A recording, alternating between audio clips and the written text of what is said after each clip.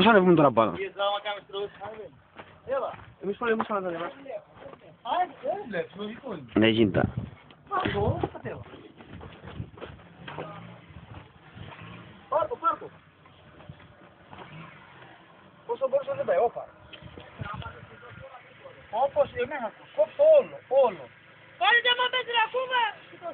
Τι έβαλε να μάθει. Φοβάζω, εγώ πέρα. Τα πέρα να δεις ρε μαλάκα. Κοίταξε με, στη Ροδέ θα πας, να μην σε πάρει μονόπαντα. Ποια Ροδέ, εγώ θα πω στη Λάκκο μέσα. Μαλάκα κοίτα ρε. Εγώ είπα για να ανεβώ το πρωί, να μην. Γιατί 5-6 φορές. Το βαθύ το βοήθη μου σπάζει κάνει. Όχι, γιατί δεν έχει μια χαρακτηριστική. Σιγά. Σιγά.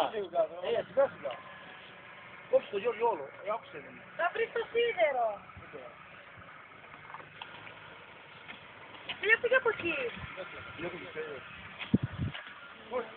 Καλά πάει.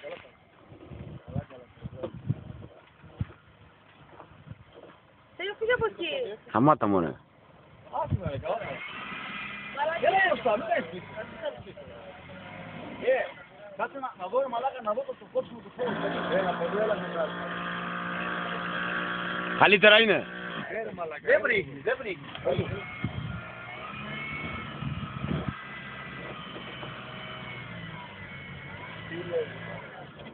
Κάτσε έτσι μας. Πήγε από εκεί!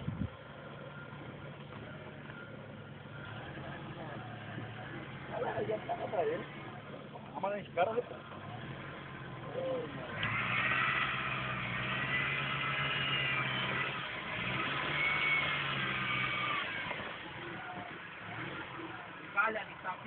Ανοιχτά, ναι.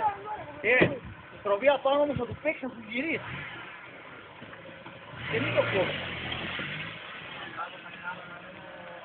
Με τα κάλα θα ανέβεις Γιώργο, χωρίς κάλα θα ανέβεις, θα πρέπει να ανεβαίνεις. Εγώ το γύρισα θα